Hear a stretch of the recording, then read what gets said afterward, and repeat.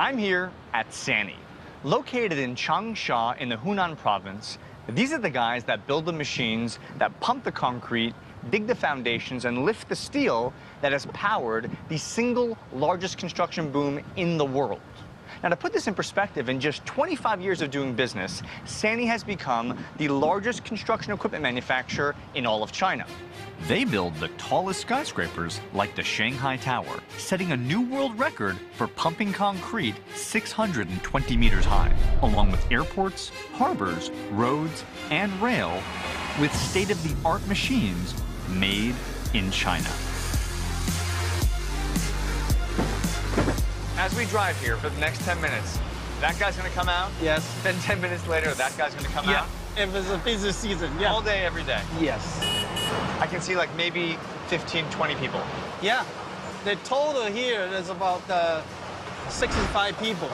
There are more than 140 robots in this workshop. You actually have more robots than humans. Oh, yeah. And so as I look around this factory, this thing didn't even exist in 2011. That's right. Beginning of the 2011, there was I think it's a farmer line over here. This massive building boom produced a strong economy.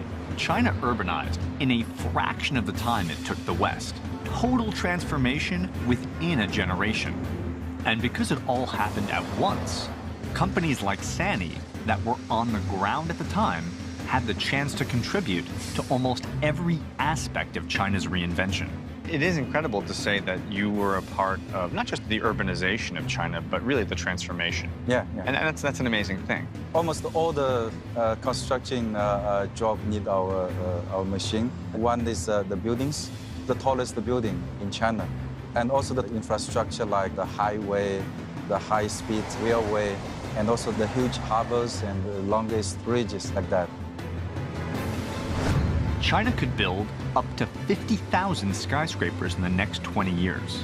And 82 new airports are due to open by the end of 2015, a rate of roughly one each week. But when building bigger than ever before, the tools China needs have to be reimagined. It's a challenge that has sparked both creativity and invention. As China's construction boom continues to increase, they're building not just more projects, but bigger ones. And in order to execute those designs, they literally have to invent new and larger forms of construction equipment. Case in point, what I'm standing on right here is a crane boom that connects to a piece of equipment that can lift, get this, 3,600 tons, one of only two in the entire world.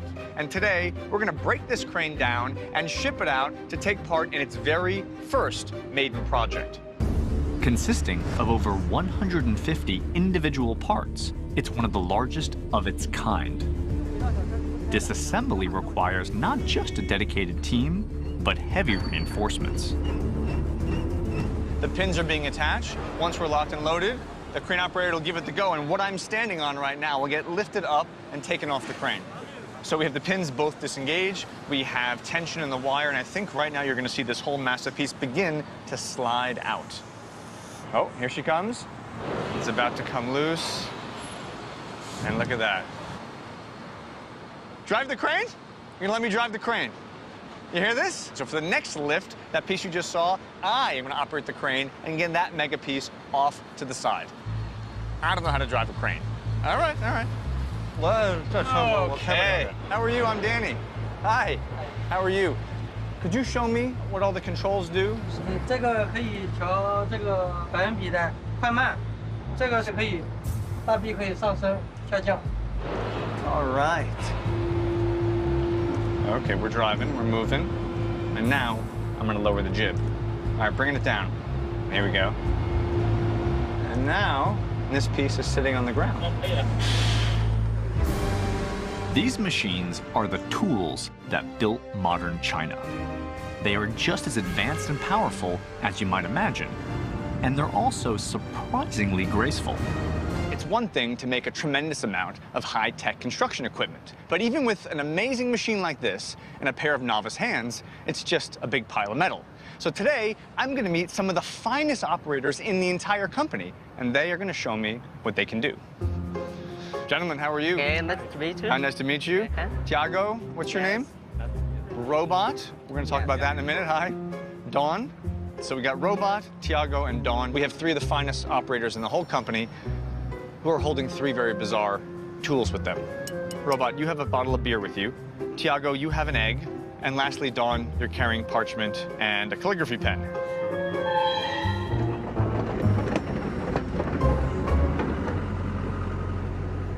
Really good crane operators tend to talk about the bucket or the jib as an extension of their arm, but this is really going to put that to the test when he's literally going to try and write not just cursive, but beautiful calligraphic kanji letters.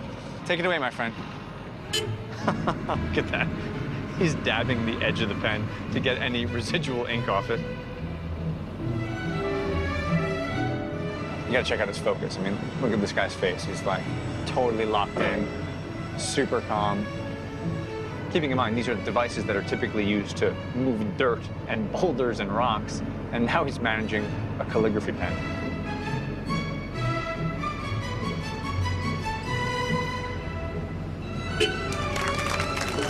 That was amazing. That was really incredible. Quality changes the world, huh? In kanji with an excavator. Robot, the floor is yours, buddy. And that just happened. Bring it home. 5 for 5. Does he have it? Oh, he has it, ladies and gentlemen. That's a robot with an excavator.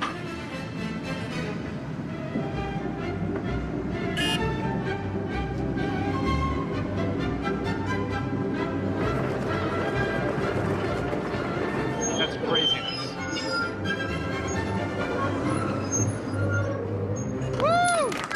That was super weird, but amazing. This is like some elaborate mating ritual.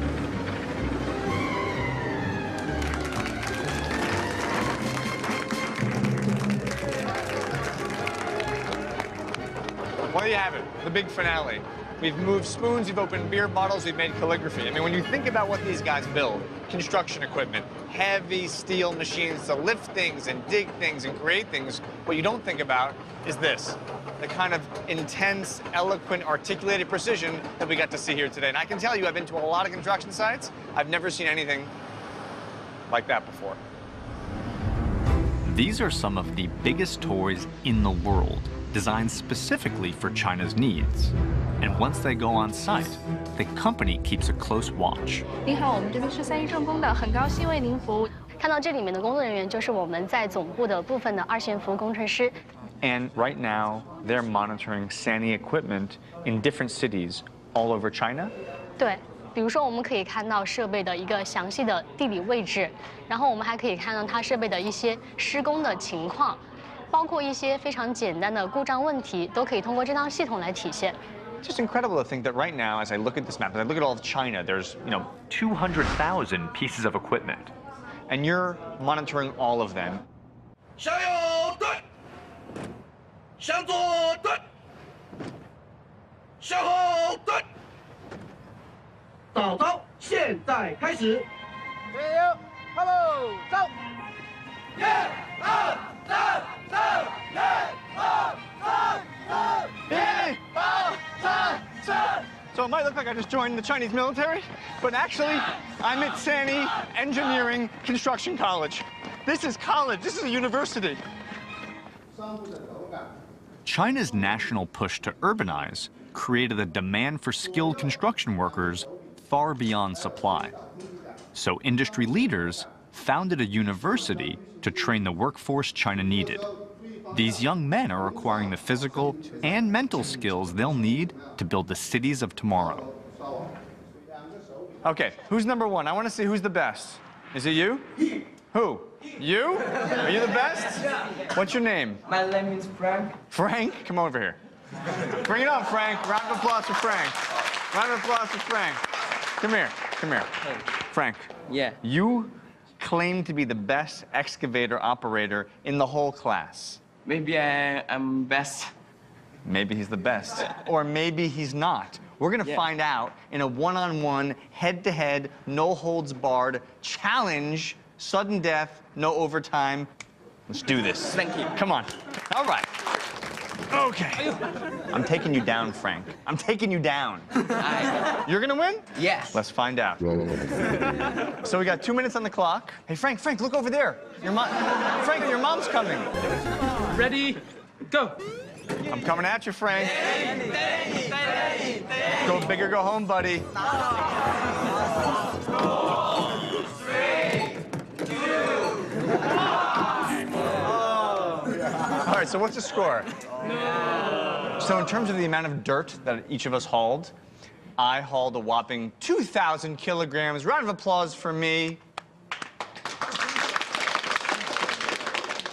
Frank, 9,300 kilograms. The winner! Champion! When students graduate from this university, they'll join a construction workforce of about 37 million people, ready to operate, repair, and even build the construction equipment that is transforming the country tunnel to tower. The transition from rural landscape to industrial hub happens surprisingly fast.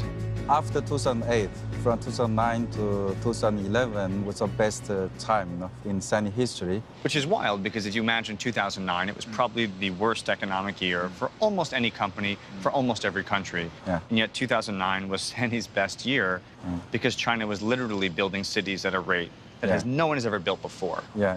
Okay, let's back up. In 2008, the global recession hit. Many countries tried to stimulate their stalled economies with tax cuts and spending, but none of them did what China did. They committed a $586 billion fiscal stimulus package, with massive spending on construction, the most ever in Chinese history. We're talking about 40,000 kilometers of railways, 6 million affordable apartments, nearly 100 new airports, and tens of thousands of kilometers of highway. A high-stakes investment that paid off for the country as well as for the construction industry. The way in which things have changed in China and grown so quickly seems to be something that could have only happened in China. What are your thoughts on that? So we work very, very hard. We started from very poor, from the agricultural society. Yeah. So for us, we need to learn everything. And also, the Chinese people has very strong wish to improve their living condition. Yeah. You know, when I was a child, it's very difficult to feed ourselves. You know? Really? Yeah, really. But now I'm one of the executives in one of the biggest company. So it's a big change, very big change. So it's building people working so hard and learn so hard. I think so we can make something happen.